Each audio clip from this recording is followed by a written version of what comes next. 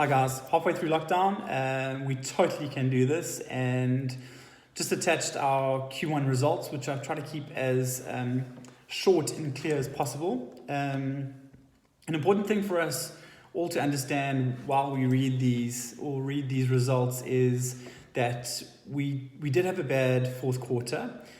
We came back from the Christmas holidays well rested, energized, a decent amount of NFI up. Bucket loads of jobs across multiple regions, client categories, and functional disciplines. And for some reason, we just seem to have got distracted and scuppered that opportunity of a good Q1 start and possibly a better Q1 finish. So I think just keep that at the forefront of your minds while you read this. I know some of this stuff is tough, but we've been through tough, all right? So I'll just very quickly on each slide give maybe a good part about that part of the results and a bad part about that part of the results. So if you look at our first slide, which is our trading trajectory, as I said earlier, you can see we had a great start with 1.2 million up, and really needed to average about 600 to 650,000 NFI a week to hit what was our target of 8.4 million for Q1. We did reduce that to 8, which is displayed on the slide, and unfortunately finished just short of 5.9. So a pretty disappointing result as far as our collated Q1 NFI is concerned. The good part about Q1, which is important to understand, is, and maybe there's some keys to this, is that you can see underneath that trading line that I've presented, you'll see January was horrible. We did 1.4 million. February was a touch better, but still bad, about 1.6 million.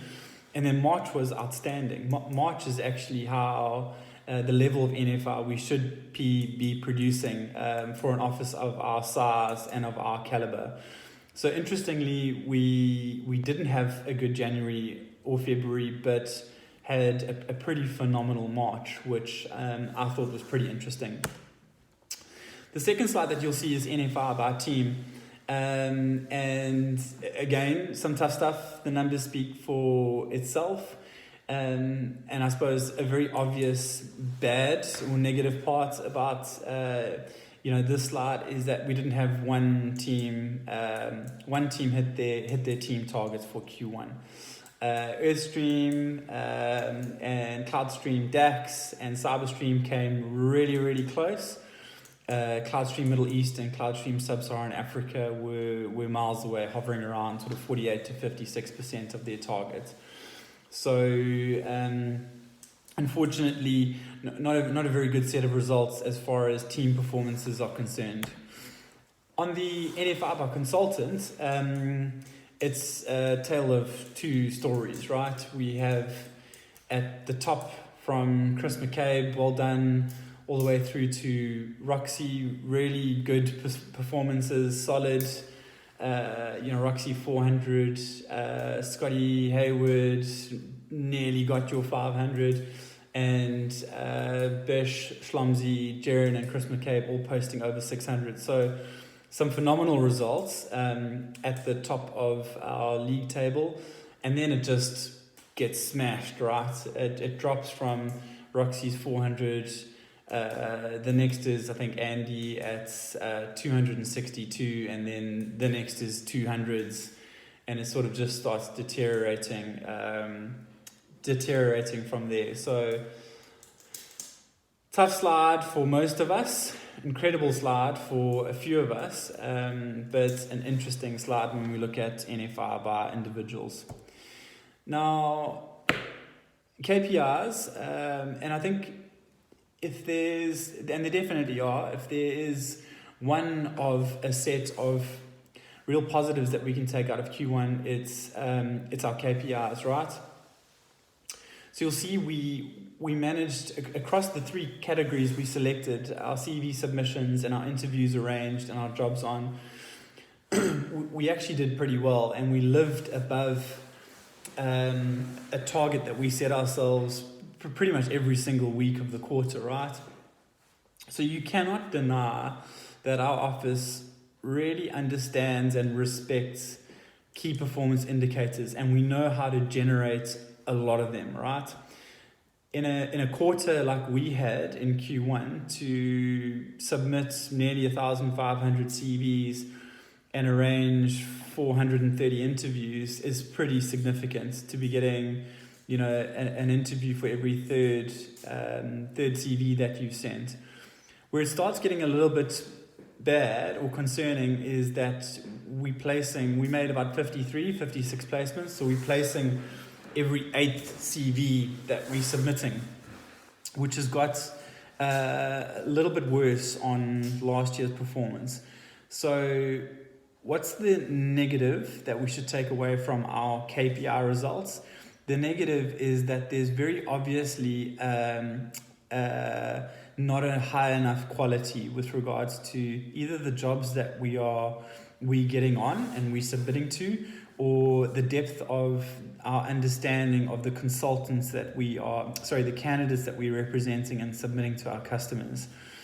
And that's a very important thing to understand, because with some very small changes in how we engage with our candidates that we're representing or the customers that we're representing, we'll see a pretty significant improvement in our results. So more on that when we talk about Q2, but overall, I think we should be very proud of the KPIs that we produced in Q1, and they definitely are a key to us showing a significant improvement over the next 6 months. The second to last slide is awards, and it's always important for us to celebrate excellent performances and acknowledge people that have just worked really hard and gone the extra mile. And this is weird, because we're not handing out prizes, but we definitely will do so at the end of this month. But to just list some of the people that beat their personal targets. Lee Bishop did 635 against the 600,000 Rand target, 106%. Jaren 655, 164% of targets. Maddie Schlams, 113% of targets. Chris McCabe, 114% of target, and Scotty Hayward with 495,000 did 198% of target. So well done to all 5 of you. Really gritty, hard fought set of Q1 results. Kudu Club would have been a blast at the end of this month. So to Bish, Jaren, Scotty, Chris and Maddie, when we get back into the real world, we'll take an Uber and sit in traffic for 45 minutes, enjoy it before we go and have a nice glass of wine and a steak. So well done to all you guys who made Kudu Club, and man, I'm going to enjoy a steak and a glass of wine with you guys when we get back to normality. I want to say a thank you to some of our support staff, and there's 2 that I want to mention. The first is Kaylee. In Veronica's absence, I think you'll all agree that Kaylee was excellent in the way that she took on some of Veronica's responsibilities and kept our business compliant and our reporting accurate.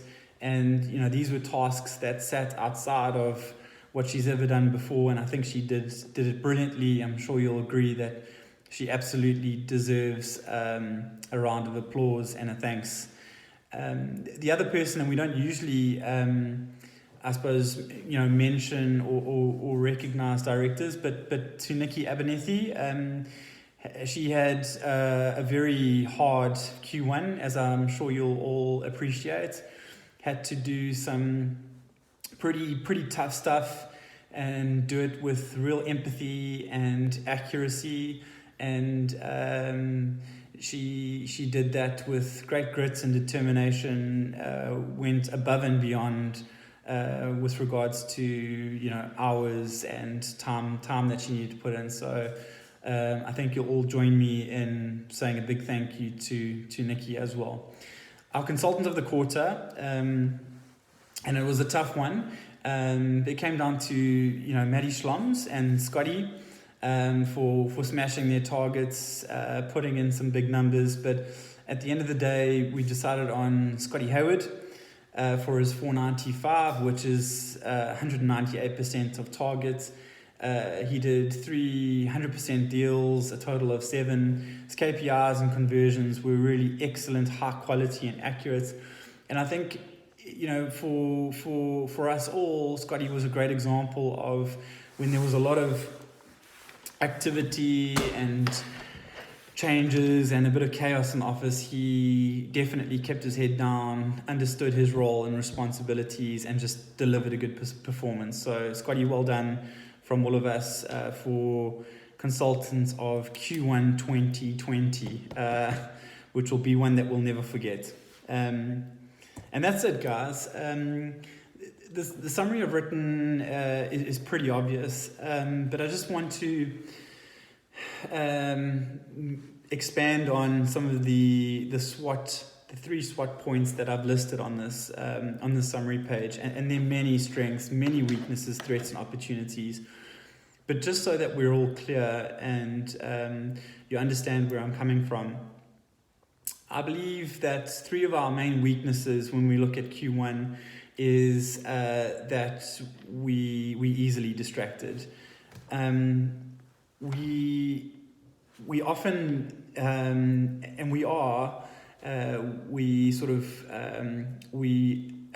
congratulate ourselves on our ability to handle change, and we absolutely do. But it was very obvious that in the first quarter, our office was going through a set of pretty big changes on the eve of that big private equity deal and making the accounting and finance team redundant. And the rings of changes in the company were creating a lot of distractions, and opposed to maybe us needing to sit down and until changes have been announced or decided or we've been consulted on about them, just focus on doing what we need to do and what our day-to-day objectives and responsibilities are. So I definitely think that that's a weakness we need to be very conscious of, is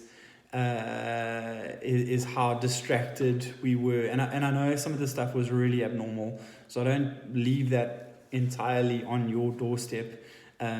But we absolutely were distracted. We allowed ourselves to be distracted in the first quarter, especially in January and February when Paul and Adam were down and all those things. There can be no denying that our KPIs are awesome, but in addition to that we need to improve the quality and the qualification of the work that we're doing. If we can do that, we will trigger immense opportunities. So for me, that's absolutely a weakness, is our quality and qualifications lower than what it should be. And lastly, in my top 3 is a lack of accountability. And it goes back to being distracted too easily, right? I think it's all very important for us to know, especially in a lockdown situation like this, what we're all accountable for and who we're accountable to, and ensure that we're doing everything in our power at the end of every single day and week to achieve the objectives that we're employed to do and are key to the future of our company, and making sure that we do everything we can to achieve those objectives. And I don't think that was high enough in the first quarter. Our strengths, I've mentioned them already, and it's a strength that is so hard to build into a business, but man, we know how to work hard, right? And our KPI output is off the charts, and it's something that we really need to protect, refine, and use as a weapon. And that's definitely a strength of ours, something we should be proud of, and something we should use to grow our business. We absolutely have in the country, and it's not just me that says this, it's people within TechStream Group in other offices, it's people from other big corporates in other countries, not only recruitment but other consultancies. everyone tends to agree that we have an incredibly high caliber of consultants and leaders in the business, and that's something we're going to need to use in abundance over the next 6 months. We're agile and adaptable. Evidence of that is how quickly we've adapted to this lockdown situation, way quicker than a lot of other consultancies or companies have. And that's just one example of how well and quickly we've embraced change in our business. So we should definitely be proud of that and aware that that's a huge strength of ours. Threats, there are many threats, and I think, with regards to our threats, just take a look at some of our weaknesses, and I think you'll find on your own desks or in your own teams there are a different set of threats, but right now the one at the top of everybody's mind is C19, and just how much it's going to affect the world we live in and the markets that we trade in. So I've just kept C19 as, and I think you'll agree, as our biggest threat for now. Now the opportunities, and this is where my brain likes to live the most, but I've kept it to 3. We have to understand that the world's going to be different when we get out of this lockdown situation and C19 is sorted. The one very direct and immediate opportunity is that, unfortunately or fortunately, a lot of our competition is going to have changed. There are a lot of agencies, especially locally, that are going to have struggled to survive through this, which means opportunity for us, right? Opportunity to acquire some exceptional new consultants, acquire new companies that are absolutely going to need recruitment support post-lockdown. So there will be an abundance of opportunities for the businesses that have the resolve and the ability to get through this. There's an opportunity to forge incredibly deep relationships. The world's going through this together, and whilst we might not be able to pick up immediate work with companies that are going to submit offers straight away, we are going to be able to hopefully secure a very long list of clients and relationships that are going to want to do business with us after this, because of how awesome we are and how quickly we've been able to diversify and adapt to the changes C19s bring. So I see a massive opportunity in building out that list of candidates and companies that, right, we might not be working with you today, but we're still going to be here when lockdown's finished, and we're going to be able to support you when we all get through this. And I think that's a huge opportunity for our business. And the other one that's maybe a little bit lighter than the changes in competition and markets and the ability to acquire new companies, new customers, is this remote working, right? I think I said it in a video last week that it was a very, very frequent request in our anonymous surveys. And so here we are, right? We're learning how to work remotely.